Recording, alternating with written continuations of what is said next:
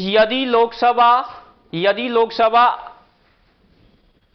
यदि जो उपाध्यक्ष है वो लोकसभा की अध्यक्षता कर रहा हो तो उन्हें एक अधिकार प्राप्त हो जाता है। भाई जैसे कारणवश यदि कारणवश लोकसभा का अध्यक्ष अनुपस्थित हो जाता है तो लोकसभा की अध्यक्षता उपाध्यक्ष करेगा। अब जब उपाध्यक्ष लोकसभा की अध्यक्षता कर रहा है तो उसे एक अधिकार प्राप्त हो जाता है। अब वो अधिकार, इनमें से बताइए कि लोकसभा अध्यक्ष को कौन सा अधिकार प्राप्त हो जाता है, उपाध्यक्ष को कौन सा अधिकार प्राप्त हो जाता है, इनमें से आंसर दीजिए आप। नंबर 1, लोकसभा के विचार विमर्श में भाग ले सकते हैं। नंबर 2, बी, सदस्य के रूप में सदन के समक्ष किसी प्रस्ताव पर मतदान कर सकते हैं। सी, मत बराबरी की अवस्था में मतदान कर सकते हैं। अध्यक्ष की अनुपस्थिति में संसद की संयुक्त बैठकों की अध्यक्षता करने का अधिकार नहीं रखते।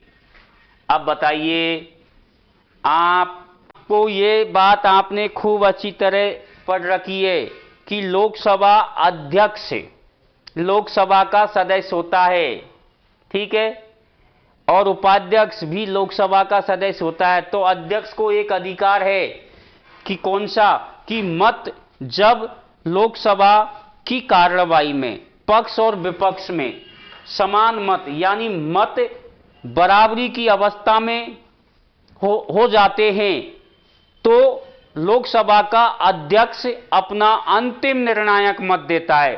तो अध्यक्ष की जगह कार्य कौन कर रहा है, यहां पर उपाध्यक्ष कर रहा है। तो मत बराबर की अवस्था में अंतिम निर्णायक मतदान कौन करेगा, उपाध्यक्ष करेगा। तो इसका राइट आंसर है सी, ठीक है। मत बराबर की अवस्था में लोकसभा का उपाध्यक्ष अध्यक्ष के जगह कार्य कर रहा है तो वो मत बराबर हो जाएंगे पक्ष विपक्ष की कार्यवाही में। तो ये मान के चलना कि उसको भी अंतिम निर्णायक मत देने का अधिकार है, मतदान कर सकने का अधिकार होता है उसके पास में।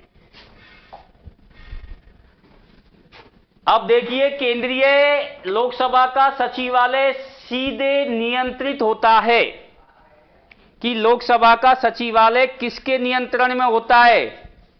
मैं आपको बात बताऊं कि लोकसभा की बात आ रही है तो लोकसभा के 3 सर्वोच्च अधिकारी होते हैं, एक लोकसभा अध्यक्ष, एक लोकसभा उपाध्यक्ष और दूसरा लोकसभा का जो सचिव प्रशासनिक अधिकारी होता है, ठीक है।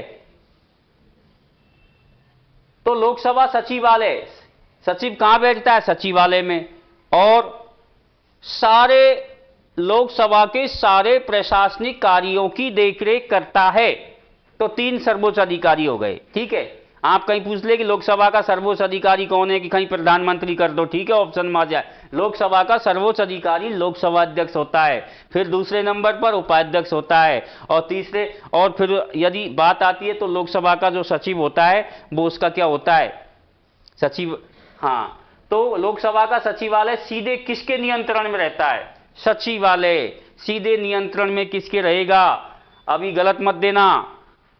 लोकसभा का सचिवालय सीधे किसके नियंत्रण में होता है, लोकसभा अध्यक्ष के नियंत्रण में होता है। लोकसभा की समस्त कार्यवाही का मुखिया लोकसभा अध्यक्ष होता है, लोकसभा का सर्वोच्च अधिकारी होता है, लोकसभा का मुखिया होता है, लोकसभा का प्रमुख होता है, प्रथम सर्वोच्च अधिकारी। दूसरा कौन है, लोकसभा अध्यक्ष, दूसरा सर्वोच्च अधिकारी है।